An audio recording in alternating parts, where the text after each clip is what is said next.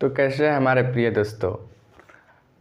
जैसा कि हम लोगों ने आपको पहले प्रीवियस वीडियो में बताया था कि इस चैनल पे पूरा फ्री यूट्यूब सीरीज़ चलेंगी। तो ये आपके यूट्यूब सीरीज़ का पहला वीडियो आ चुका है, जिसमें हम आपके मैथ का फर्स्ट चैप्टर संख्या वास्तविक संख्या है उसको पूरा डिटेल देखेंगे जल्दी जल्दी में, क्योंकि वन शॉट रहेगा, एक ही वीडियो में पूरा देखेंगे। तो इस वास्तविक संख्या को जानने से पहले संख्या पत्ती का हिस्ट्री देख लेते हैं। मतलब वास्तविक संख्या कितना संख्याओं को मिलाकर बनता है, कैसे वास्तविक संख्या आती है, मतलब इसकी उत्पत्ति को देखते हैं शुरू से। तो चलिए, उससे पहले हम लोग संख्या पद्धति को जानेंगे, जिसको इंग्लिश में नंबर सिस्टम कहते हैं। इसकी संख्या पद्धति में सबसे पहले हम लोग प्राकृत संख्या रखते हैं। प्राकृत संख्या जिसको n से डिनोट करते हैं और इंग्लिश में इसको नेचुरल नंबर कहा जाता है। तो ये चूँकि जो गिनती की संख्या है ना, उसी को प्राकृतिक संख्या हम लोग कहते हैं। गिनती की जितनी भी सारी संख्या है उसको प्राकृतिक संख्या हम लोग बोलते हैं।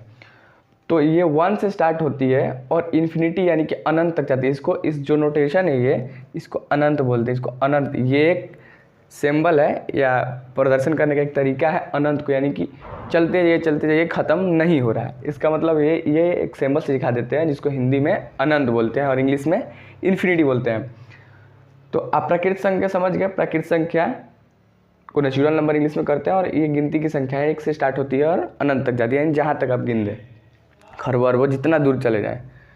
पूर्ण संख्या, इसी में बस एक जीरो अटैच कर देंगे। प्राकृत संख्या में एक जीरो लगा देंगे तो क्या बन जाएगी, पूर्ण संख्या। आगे बढ़ते हैं, पूर्णांक संख्या।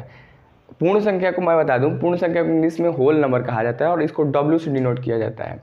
अब आगे देखिए पूर्णांक संख्या। पूर्णांक संख्या को हम लोग I से डिनोट करते हैं, जिसको इंग्लिश में इंटीजर कहा जाता है। और ये पूर्णांक संख्या क्या होती है, यह है माइनस इन्फिनिटी और यह है प्लस इन्फिनिटी। माइनस इन्फिनिटी का मतलब है कि पीछे चले जाइए अनंत तक, यानी कि इसमें निगेटिव और पॉजिटिव, धनात्मक और ऋणात्मक दोनों संख्याओं को अटैच कर देते हैं।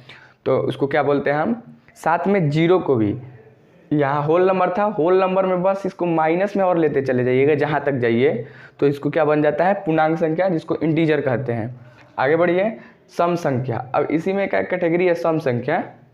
तो ऐसी संख्या है जिसको 2 से भाग देने पर, डिवाइड करने पर वो पूरा भाग लग जाए, यानी कि शेषफल कुछ न, शून्य आए, शेषफल कुछ ना बचे, शून्य आए, तो उसे सम संख्या कहते हैं। जैसे 2 4 6 8। अब चलते हैं विषम संख्या। विषम संख्या इसके जस्ट विपरीत है। विषम संख्या उन संख्याओं को कहेंगे जो कि 2 से भाग देने पर पूर्णतः नहीं कटती है, शेषफल के रूप में कुछ आ जाता है। तो ये आ जाएंगी 1 3 5 7 9, यानी 1 2 3 4 1 3 5 सॉरी 1 3 5 7 9, ये सभी संख्या आएंगी।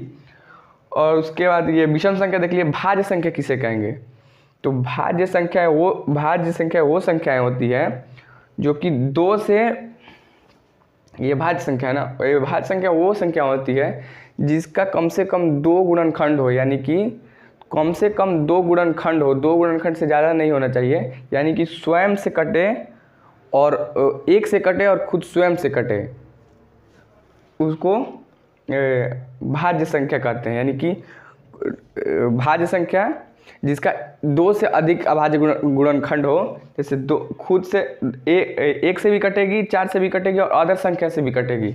इससे पहले मैं बता दूं, अभाज्य संख्या के जस्ट विपरीत है। अभाज्य संख्या वो संख्या होती है जो जिसका बस दो गुणनखंड हो, सिर्फ एक और वो संख्या खुद। जैसे मान लीजिए ये पहला एग्जाम्पल 2 ही हो, जैसे ये 5 लेते हैं, तो 5 का अभाज्य गुण 2 ही से डिवाइड हो सकता है, एक 1 से और खुद के 5 से, और किसी संख्या से डिवाइड नहीं लगेगा। तो ऐसी ही संख्याओं को हम अभाज्य संख्या में रखते हैं। और इसका सेम विपरीत है भाज्य संख्या, जो कि है 4 6 8, यानी कि खुद और एक के अलावा वो और किसी और से भी भाग लग जाए, कट जाए, उसका गुणनखंड हो, तो उसे हम लोग भाज्य संख्या कहते हैं। जैसे ये 6 लेते हैं, तो ये 1 से डिवाइड है, 6 से डिवाइड है, ये 2 हो गया, 2 इसका गुणनखंड है, और इसके अलावा इसका और एक गुणनखंड है जो कि 2 से कट जाएगा, 3 से कट जाएगा, तो इसका 4 गुणनखंड है। इसको क्या रखेंगे, क्या बोलते हैं, भाज्य संख्या में। अब इसको आप सोचेंगे कि हमने अभाज्य संख्या में 1 को क्यों नहीं रखा है, तो इसका डिफिनीशन है ना कि अभाज्य संख्या वैसा ही संख्या कम से कम 2 गुणनखंड हो, 2 गुणनखंड होना चाहिए, क्योंकि 1 का क्या गुणनखंड है, बस सिर्फ 1, इसीलिए एक अभाज्य संख्या नहीं है।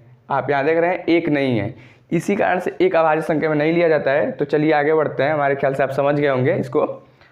आगे बढ़ते हैं परिमेय संख्या और अपरिमेय संख्या। परिमेय संख्या वो होती है जो p/q के रूप में लिखा जा सके और q 0 ना हो। p/q का मतलब रूप में लिखने का मतलब क्या समझते हैं? p/q के रूप में लिखने का मतलब ये है कि बट्टा में लिख सकते हैं हम, और q 0 क्यों ना हो। किसी भी संख्या को जीरो में, अगर किसी भी संख्या को 0 से डिवाइड करेंगे तो अनंत आ जाता है, उसका पता नहीं, अपरिभाषित आ जाता है, हम लोग नहीं बता सकते कि क्या है। ठीक है, इसलिए हम लोग यहाँ 0 नहीं लिखते हैं। जैसे मैं एग्जाम्पल में आपको ऑब्जेक्टिव में कभी कभी पूछ देता है कि पाई क्या है, तो पाई है, पाई एक अपरिमेय संख्या है, लेकिन अगर इसी का मान होता है 22/7, इसका असली मान नहीं होता है, अप्रोक्सीमेट होता है, मतलब लगभग अनुमानतः। तो अगर 22/7 दे तो ये आपका परिमेय संख्या है, लेकिन पाई आपका अपरिमेय संख्या है। ऐसे √2 √3, यानी कि रूट में ऐसी संख्या है ना जो रूट से बाहर नहीं निकल पाती है, उसको अपरिमेय संख्या रख लेते हैं। अब यहाँ 2 का स्क्वायर क्या होता है? 4 को रूट में रखेंगे तो ये निकल जाएगा, आ जाएगा 2। तो ऐसी संख्या है जो रूट से नहीं निकलेंगे, ये तो निकल गई तो ये परिमेय संख्या होगा, अगर नहीं निकलती है तो अपरिमेय संख्या हो गया, और ये निकल गई तो परिमेय संख्या। अपरिमेय संख्या क्या है? ये परिमेय संख्या का डिफिनीशन था कि p/q के रूप में लिखा जा सके और q 0 ना हो। और अपरिमेय का क्या डिफिनीशन है कि p/q के रूप में ना लिखा जा सके, तो जिसको ये है इसको p/q के रूप में नहीं लिख सकते, जैसे इसका डिफिनीशन है पाई 2 3, इस सबको अपरिमेय संख्या कहते हैं। और ऊपर मैंने जो अभी बताया आपको कि p/q के रूप में लिखा जा सके और q 0 ना हो तो उसको परिमेय संख्या कहते हैं। जैसे 6/3, 6/3, 9/8, ये सब जितने p/q के रूप में लिख सके उसको परिमेय संख्या कहते हैं। तो सर क्या 3 हो सकता है? बिल्कुल हो सकता है, क्योंकि ये जो परिमेय संख्या है ना इसका कम्बिनेशन है। उसके बाद से आते हैं ये सब का, ये परिमेय संख्याएं ये सब हो सकती हैं, पूर्ण संख्या, पूर्णांक संख्या, सम संख्या, परिमेय संख्याएं हो सकती हैं। ये आप जब आगे हायर क्लास में जाएंगे 11th 12th में तो आप सेट थ्योरी पढ़ेंगे, उसमें आपको बताया जाएगा। और सअभाज्य संख्या बताते हैं। सअभाज्य संख्या वैसी संख्याएं होती है, अभाज्य संख्या समझ गए ना, कि जो खुद से और 1 से डिवाइड हो, उसको अभाज्य संख्या बोलते हैं। तो देखिए ये 2 और 3 है। सअभाज्य संख्या का मतलब ये हुआ कि साथ में जैसे अल्टरनेट चल रहे हैं, जैसे अगर ये यहाँ अभाज्य संख्या आती है 2, तो इसकी अगली अभाज्य संख्या क्या होगी, उसी को सअभाज्य। जैसे ये 2, अगली अभाज्य संख्या होगी 3, उसकी अगली अभाज्य संख्या क्या होगी? अगर 5 लिखते हैं तो उसकी अगली अभाज्य संख्या 7, अगर 7 लिखते हैं तो अगर अगली अभाज्य संख्या क्या होगी? 7 की अगली अभाज्य संख्या क्या होगी? 7 की अगली अभाज्य संख्या ये होगी 11। तो ऐसे लिख सकते हैं। और वास्तविक संख्या क्या है? तो ये जितनी संख्याएं आप अभी तक पढ़े हैं, जितनी संख्याएं भी आप अभी तक पढ़े हैं, सबको अभाज्य संख्या कहते हैं, टोटल को मिला के। वास्तविक संख्या बोलते हैं जितनी संख्या आपने ऊपर पढ़ा, प्राकृत संख्या, पूर्ण संख्या, पूर्णांक संख्या, सम संख्या, विषम संख्या, भाज्य संख्या, परिमेय संख्या, अपरिमेय संख्या, सअभाज्य संख्या, जितनी संख्या अभी तक आप पढ़े हैं, जितना आपको सिलेबस में अभी तक जितनी संख्या आपको दिखेगी, सबको मिला के हम लोग वास्तविक संख्या कहते हैं। और इसी को आपको आज पढ़ना है, इसी के बारे में आपका चैप्टर है। इतना पहले ये इसके पीछे बताना था, इसलिए मैंने बता दिया, और आगे अभी प्रोसीड करेंगे।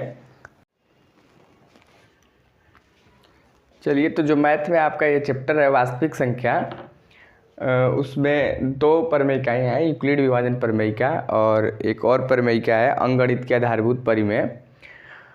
प्रमेयिका नहीं है, परिमेय, सॉरी। तो ये यूक्लिड विभाजन प्रमेयिका और ये अंकगणित के आधारभूत प्रमेय, जिसमें पहला हम लोग देखेंगे अभी यूक्लिड विभाजन प्रमेयिका। यूक्लिड विभाजन प्रमेयिका कहता है कि 2 धनात्मक पूर्णांक a और b दिए रहने पर ऐसे अद्वितीय पूर्णांक q और r का अस्तित्व है, जो कि a = bq + r, जहाँ r 0 से बड़ा और b से छोटा होगा। ये कुछ नहीं है, ये आपका जो भाग देते हैं आप, मान लीजिए जो आप भाग किसी संख्या क्या बोल रहा है कि 2 धनात्मक पूर्णांक होना चाहिए a और b, यानी कि अब मान लीजिए a से कोई संख्या है, इसमें आप b से भाग दे रहे हैं, तो आपका यहाँ क्या आता है? शेषफल अगर q आ रहा है, आपका भागफल q आ रहा है और शेषफल r आ रहा है, तो इसी को इसने लिख दिया है कि ये 2 संख्याओं हैं, तो इसके लिए एक और लिख सकते हैं, जो कि है इसका गुणनफल और इसका जोड़। तो ये उसलिए क्या हो गया, ये is equal to b q plus r हो गया यहाँ, और कुछ नहीं है, एक भाग ही है, भाग का तरीका है। और मतलब कि ये दो संख्या अगर आपके पास है तो एक ऐसा कि बी और क्यू का एक अस्तित्व बनता है कि इस रूप में लिखा जा सके। ये इतना ही है और इससे ज़्यादा कुछ नहीं है। और इसके ही आधार पे हम यूक्लिड विभाजन प्रमेय के ही आधार पे हम लोग किसी भी यूक्लिड विभाजन प्रमेय के आधार पर ही हम लोग HCF निकाल सकते हैं, किसी भी दो संख्याओं का HCF निकाल सकते हैं। तो चलिए देखते हैं HCF क्या है। इसको तो आप समझ लिए कि अगर कोई धनात्मक पूर्णांक A और B है तो एक और अद्वितीय पूर्णांक इसमें आप का अस्तित्व है, यानी कि इसमें है, जो कि इस रूप में लिख सकते हैं। जैसे कि आप भाग देते हैं, इसको क्या बोलते हैं, इसको बोलते हैं भाज्य, इसको बोलते हैं भाजक, और इसको बोलते हैं भागफल, और नीचे वाले क्या बोलते हैं, शेषफल। तो यानी कि एक ऐसी संख्या और निहित है जो कि A है, जो कि BQ प्लस R के रूप में है, ये आप जान गए। और इसी के आधार पर हम लोग किसी भी दो संख्याओं का HCF निकाल सकते हैं। ठीक, तो चलिए अभी किसी भी संख्याओं का HCF देख लेते हैं कि कैसे निकालें।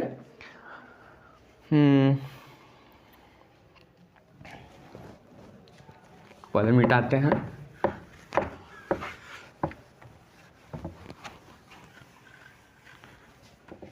तो मान लीजिए कोई दो संख्या लेते हैं, रैंडम जो कोई संख्या ले लेते हैं, मान लीजिए 25 और 65 लिए।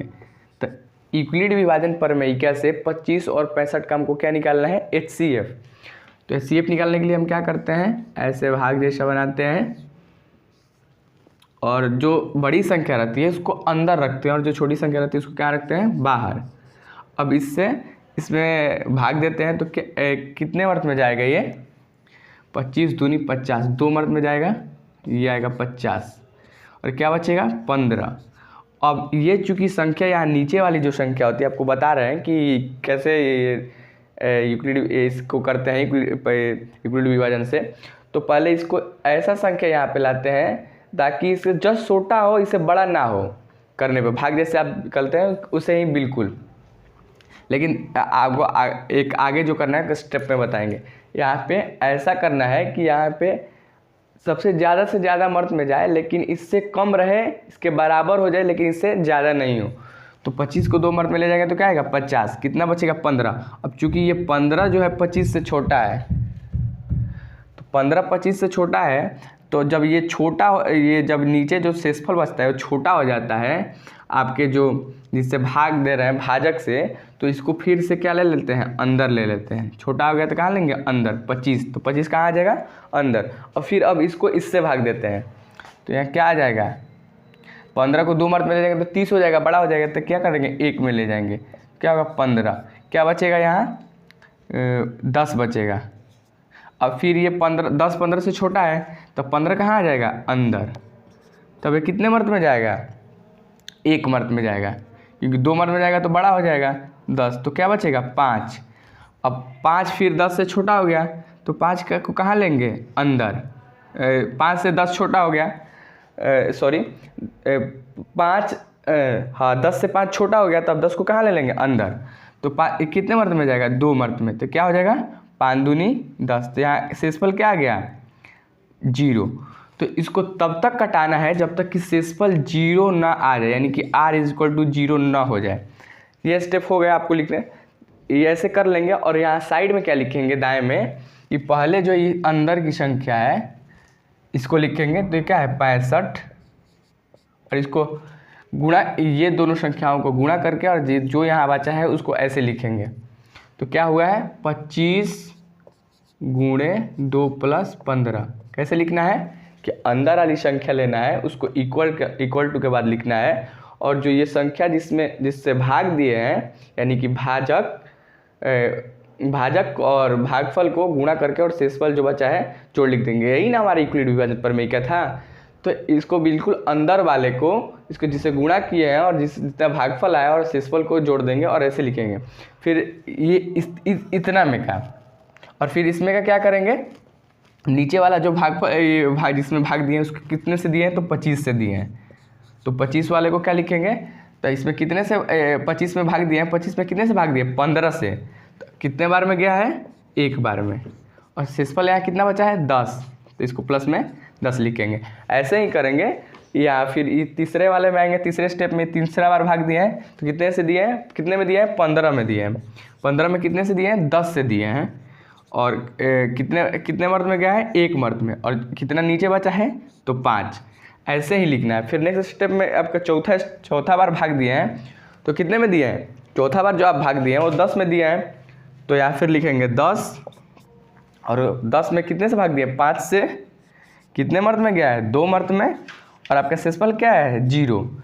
तो आप तब तक ऐसे बनाते जाएंगे तब तक कि शेषफल 0 ना आ जाए। ऐसा बनाने के बाद आपको साइड में ऐसा बनाना होता है, और लास्ट में ये स्टेप तक दिखाना है, 0 तक। एक स्टेप लिखना सीखे हैं ना कि इससे कैसे स्टेप लिखते हैं, इसको तो समझ गए कैसे बनाना है। और स्टेप लिखना बिल्कुल आसान है।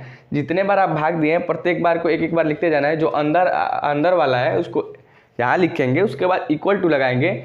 जितने में उसमें जितना से भाग दे रहा है उतना में गुणा करना है जितना भागफल आया है, और जोड़ देना है शेषफल को। तो ऐसे हो जाएगा इक्वलिट विभाजन प्रमेय की तरह। ऐसे ही जितना स्टेप इसमें किया उसको लिख देना है। और जब लास्ट में जो 0 आया है ना, यहाँ जब 0 आ जाए, यहाँ तक स्टेप आपका हो जाएगा, 0 आ जाएगा। जब 0 आ जाए तो यहाँ आपका अब स्टेप लगभग फाइनल हो चुका है। अब आपको लिखना है HCF। तो जब आप 0 आ जाए ना, तो आप अब HCF कैसे पता करेंगे, तो जब लास्ट स्टेप में आपका 0 जहाँ आ रहा है उस वाले स्टेप का जो जिससे भाग दिए हैं वही आपका क्या होगा, HCF होगा। तो यहाँ लास्ट स्टेप में आप कितने से भाग दिए हैं, 5 से। यहाँ 10 में 5 से भाग दिए हैं, 2 मर्द में तो 0 आ गया है। तो यहाँ जो लास्ट स्टेप में जो फर्स्ट यहाँ जो लिखते हैं इक्वल टू के बाद जिससे भाग दिए रहते हैं वही क्या होता है, आपका HCF होता है। तो ये आपका HCF निकालने का ये तरीका था। कैसा लगा आपको, उम्मीद है कि बढ़िया लगा होगा। इस पे आपको हम 1-2 सवाल और देते हैं, आप बनाइएगा। तो ये है आपका सवाल पहला, 65 और 15 का। दूसरा है 15 तो अभी दिए थे, 65 और 20 का, और 15 और 30 का। ये आपका 2 सवाल है, बनाइएगा आपका। और तो चलिए दूसरे स्टेप पे चलते हैं। जो आपका जो दूसरा थ्योरम है वो है अंकगणित का आधारभूत परिमेय। तो अंकगणित का आधारभूत परिमेय कहता है ना कि अगर भाज्य संख्या आपके पास है तो भाज्य संख्या को आप पुनः किस रूप में लिख सकते हैं, अभाज्य संख्याओं के गुणनखंड के रूप में लिख सकते हैं। अभाज्य संख्या को अभाज्य संख्या के गुणनखंड के रूप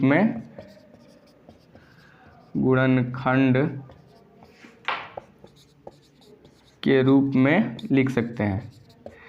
अभाज्य संख्या, आपका अंकगणित का आधारभूत परिमेय कहता है कि आप भाज्य संख्या को अभाज्य संख्या के गुणनखंड, उसके अभाज्य संख्या गुणनखंड के रूप में लिख सकते हैं।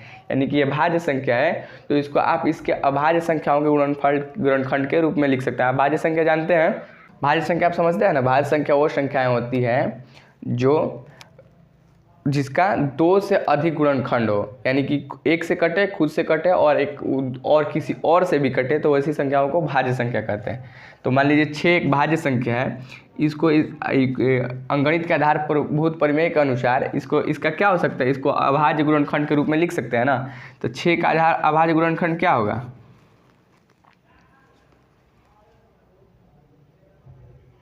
6 का अभाज्य गुणनखंड अगर निकालेंगे तो 2 से आएगा। ये इस अभाज्य गुणनखंड आपको निकालना सिखा देते हैं, क्योंकि ये प्रमेयिका है, इस प्रमेयिका के आधार पे ये है। तो अभाज्य गुणनखंड के रूप में लिख सकते हैं। तो जैसे 2 है, 6 है, तो इसका अभाज्य गुणनखंड हम निकालेंगे। अभाज्य गुणनखंड निकालने के लिए कभी भी इसमें जो भाग देते हैं वो अभी हमेशा अभाज्य संख्या से देते हैं, कभी भाज्य संख्या से नहीं देते हैं। तो 2 का अभाज्य गुणनखंड क्या होगा, 2 से जाएगा 3, यानी कि 6 का अभाज्य गुणनखंड जो होगा 2 गुणे 3 होगा। ये आपका 6 का अभाज्य गुणनखंड हुआ। तो यही बोल रहा है कि भाज्य संख्या अगर है तो उसको कोई अभाज्य गुणनखंड के रूप में लिख सकते हैं। यानी कि 6 अगर भाज्य संख्या थी तो ये 2 गुणे 3 के रूप में लिख दिए। 2 क्या है, अभाज्य संख्या, और 3 क्या है, अभाज्य संख्या।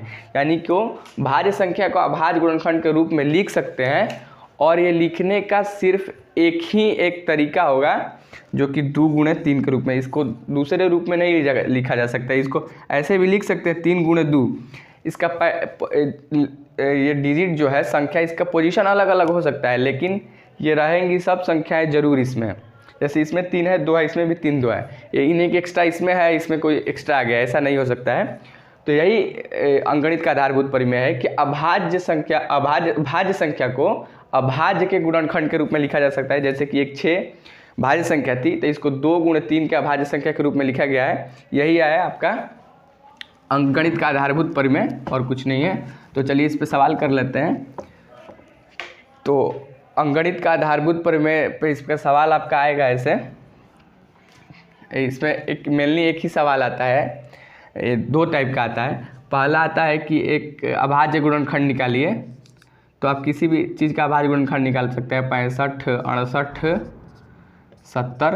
तो चलिए एक का मैं दिखा देता हूँ निकाल के। ये 65 है, इसका अभाज्य गुणनखंड कैसे निकालेंगे? अभाज्य गुणनखंड निकालने के लिए हमेशा कैसी संख्याओं का प्रयोग किया जाता है? अभाज्य संख्याओं की। तो 65 है, तो पहले 5 क्या है? अभाज्य संख्या। तो इससे ले जाएंगे तो कितने मर्त में जाएगा? 5 × 5 13 मर्त में। तो 65 का अभाज्य गुणनखंड क्या हो गया? 5 गुणे 13। चूँकि 13 खुद ही अभाज्य संख्या है, तो अभाज्य संख्या के रूप में आ गया ना, ये तो कटेगा नहीं। अभाज्य संख्या गुणनखंड रूप में आ गया, तो 5 गुणे 13 लिख दिए। यही है आपका अभाज्य गुणनखंड। तो 65 का अभाज्य गुणनखंड क्या होगा? 5 × 13। और ये 2, इसका आप अभाज्य गुणनखंड निकालेंगे, और आपके चैप्टर में जितना भी इस पर सवाल दिया होगा उसको भी आप बनाएंगे। और इसका पहला टाइप ये था क्वेश्चन का टाइप। चूँकि हम लोग एग्ज़ाम ओरिएंटेशन चल रहे हैं, मतलब कि ऐसा बिल्कुल जैसे आपके बोर्ड में एग्जाम में पेपर में आता है क्वेश्चन, उसी के हिसाब से। तो एक दूसरा टाइप का आपका एक सवाल आता है इसमें कि अभाज्य गुणनखंड विधि से 2 नंबर का HCF और LCM निकालिए। यानी कि अगर 2 संख्या है 65 और 70, तो इसको बोलेगा अभाज्य गुणनखंड विधि से इन दोनों संख्याओं का क्या निकालिए? लसा और मौसा, यानी कि HCF और LCM निकालिए। तो इसके लिए क्या करना होता है? पहले दोनों का अभाज्य गुणनखंड निकालना पड़ता है। तो 65 का भी निकाला था, अभाज्य गुणनखंड क्या है था? 5 गुणे 13। और 70 का क्या आएगा? निकाल लेते हैं यहाँ पे।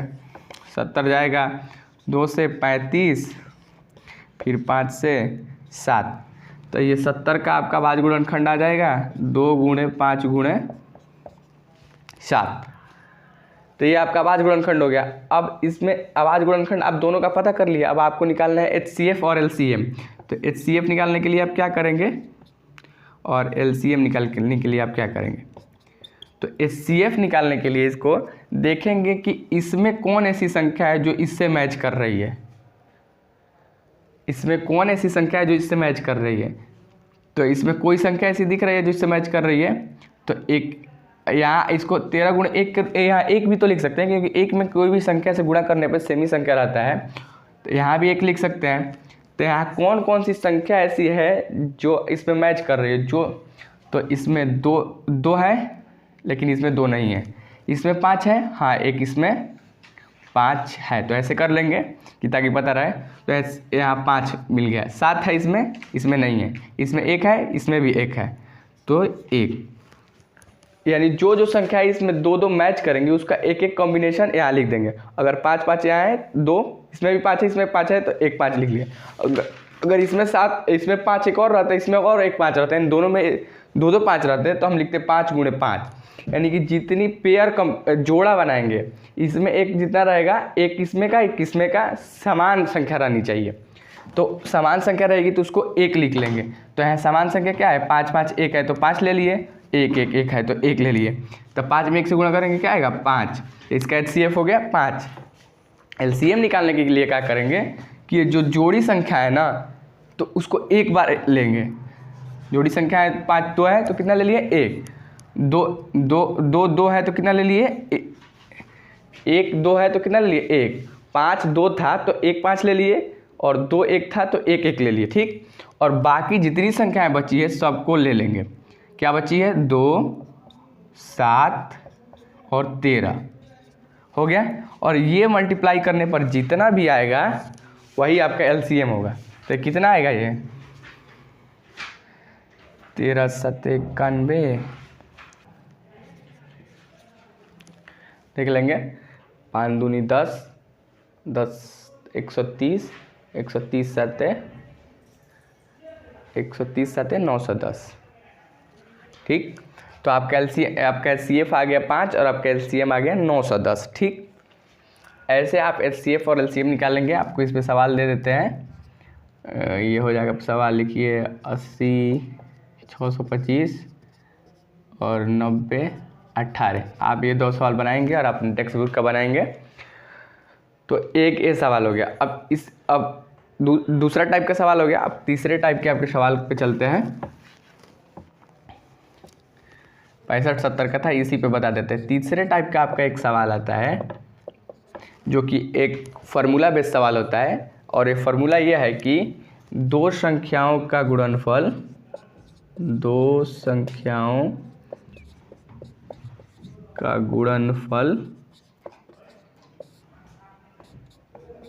HCF गुणे LCM, यानी कि दो संख्याओं का गुणनफल HCF के गुणनफल और LCF और LCM के गुणनफल के बराबर होता है।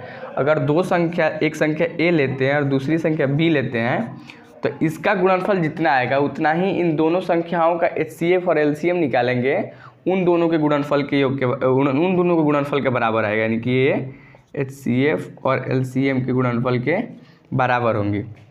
तो चलिए देखते हैं। अभी 65 70 इसका CF और LCM निकाले हैं। CF आया 5 और LCM आया कितना 910। तो चलिए देखते हैं। संख्या A है, मान लीजिए A है 65 और B है आपका 70। तो A की जगह 65 ले लेते हैं और B की जगह क्या लेते हैं 70। और HCF कितना है आपका 5, LCM कितना है 910। यानी कि ये जितना गुणा करने पे आएगा उतना ही गुणा करने पे ये भी आएगा। यही एक तीसरा टाइप का सवाल है। तो ये कितना आएगा 0 5 45, 4550 आएगा। और ये भी गुणा करेंगे तो आप 4550 आएगा। तो यही ये रहता है, आपको 2 नंबर में देता है कि गुणनखंड विधि से LCM और HCF निकालें और जांच करें कि दो संख्याओं का गुणनफल HCF और LCM के गुणनफल के बराबर होता है। ऐसे भी रहेगा, या फिर आपको ऐसे दे सकता है कि आपकी अगर दो ऐसे दे सकता है कि ये एक संख्या दे दे। जैसे ये 65 70 लिए थे, तो यहाँ A = 65 दे दे और यहाँ B का मान पूछ ले और आपको LCM दे दे कि HCF है, यहाँ कितना HCF था 5 और LCM और आपका LCM दे दिया। कितना था LCM आपका कितना था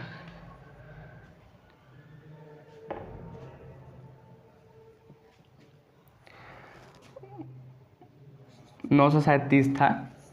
ओके, कोई बात नहीं, निकाल लेते हैं इसका HCF।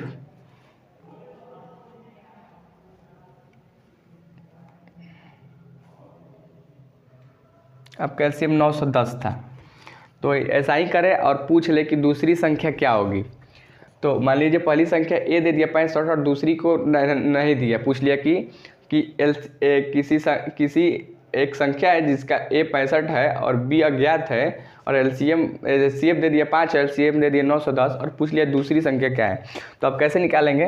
तो दो संख्याओं का गुणनफल क्या होता है HCF गुणे LCM के बराबर होता है।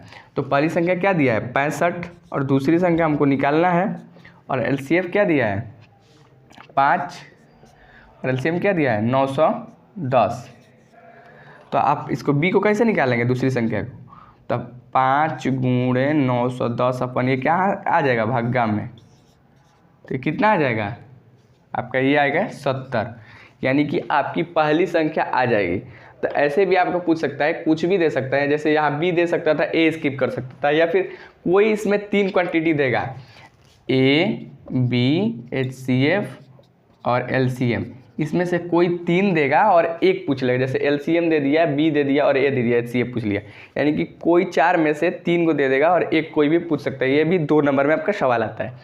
तो ये आपका 3rd टाइप का सवाल था। चलते हैं 4th टाइप के सवाल पे। आखिरी टाइप का सवाल है, यानी कि अंतिम प्रकार का सवाल है जो आता है कि कोई भी आपको अपरिमेय या फिर परिमेय या फिर अपरिमेय संख्या दिया रहेगा, परिमेय संख्या दिया रहेगा और उसको आपको बोलेगा कि बिना लंबी विभाजन क्रिया बिना आप इसको बताइए कि इसका दशमलव प्रसार शांत होगा या अशांत, यानी कि शांत अशांत का सवाल आता है, शांत अशांत का सवाल। तो कोई भी संख्या दिया रहेगा, वो संख्या ऐसा रहेगा ना कि असह अभाज्य संख्या, यानी कि दो ऐसी संख्या असहभाज्य संख्या रहेगी, असह अभाज्य संख्या। असह अभाज्य संख्या का मतलब होता है दो ऐसी संख्याएं जो आपस में विभाजित ना हो, ऐसी संख्या आपको दिया रहेगा परिमेय संख्या, दो अपरिमेय असहभाज्य संख्या, जिसको आपको बिना लंबी विभाजन क्रिया बिना, यानी कि बिना लंबा भाग दिए बिना आपको उसको बताना है कि ये इसका दशमलव प्रसार शांत होगा या फिर अशांत। तो चलिए देखते हैं। तो मान लीजिए ये दो संख्या हैं 16/7। तो इसको आपको कैसे पता करेंगे आप कि ये इसका दशमलव प्रसार शांत है या अशांत। तो इसके लिए अगर ये अंश है और ये क्या है, इसको बोलते हैं हर, इसको डिनोमिनेटर बोलते हैं इंग्लिश में। तो ये जो हर है ना, इसका आप अभाज्य गुणनखंड करेंगे तो अभाज्य जो हर है इसका अभाज्य गुणनखंड करने पर आपको 2 के पावर m गुणे 5 के पावर n के रूप में आना चाहिए। अगर इसका अभाज्य गुणनखंड करने पर 2 के पावर m और 5 के पावर n के रूप में आता है तो इसको कहा जाएगा कि इसका दशमलव प्रसार शांत होगा। अगर इस रूप में नहीं आता है तो कहा जाएगा दशमलव प्रसार अशांत होगा। तो चलिए देखते हैं, ये 7 है, 7 का अभाज्य गुणनखंड क्या आएगा, 7 गुण 1। तो जाहिर सी बात है कि ये 2 के पावर m और 5 के पावर n के रूप में नहीं है, क्योंकि ये 7 1 है, यहाँ 2 और 5 है, तो जाहिर सी बात है अशांत, इसका दशमलव प्रसार क्या होगा, अशांत। दूसरा एक एग्जाम्पल लेते हैं, क्या लेते हैं, दूसरा एक एग्जाम्पल अगर हम लें, जैसे 22/7 भी लेंगे तो वही आएगा, 7 अभाज्य गुणनखंड है तो अशांत ही आएगा। दूसरा कोई एग्जाम्पल देख के लेते हैं। मान लीजिए ये 6/25 आए, तो 25 का अभाज्य गुणनखंड निकालेंगे, क्या आएगा, 5 गुणे 5, यानी कि 5 के पावर 2। तो क्या इस रूप में है, तो हाँ बिल्कुल है। आपको लग रहा होगा कि नहीं है, लेकिन ये देखिए है कैसे। इसको लिख सकते हैं 2 के पावर 0 गुणे 5 के पावर 2। तो ये 2 यहाँ 2 है, 5 यहाँ 5 है, और ये n की जगह क्या है 2, m की जगह क्या है 0। किसी भी संख्या में अगर आप पावर 0 चढ़ाते हैं तो 1 आ जाता है, तो 2 को पावर 0 चढ़ाएंगे तो 1 आ जाएगा। तो 1 में 5 के पावर 2 से गुणा करेंगे तो क्या आएगा, 5 के पावर 2 ही आएगा, तो कोई चेंजेस नहीं होगा। तो इसको आप इस रूप में लिख सकते हैं, यानी कि आप इसको इस रूप में लिख दिए, इसका मतलब है कि इसका दशमलव प्रसार क्या होगा, शांत होगा। इसका दशमलव प्रसार क्या होगा, शांत होगा। ऐसे ही आपको एक दो और सवाल दे देना, उसको बना के लाइएगा। 16/26 और ये 19/23, ये दूसरा सवाल है आपका, ये पहला सवाल है। तो ये आपका पूरा यहाँ पे चैप्टर फिनिश हुआ विथ क्वेश्चन के साथ, वन शॉट में। थैंक यू, धन्यवाद। और ऐसे ही बने रहिए इस वीडियो में, और आप ना एक पॉजिटिव कमेंट बॉक्स में छोड़िएगा कि आपको ये वीडियो कैसा लगा और आप कब तक इसके साथ जुड़े रहेंगे पढ़ने के लिए। धन्यवाद।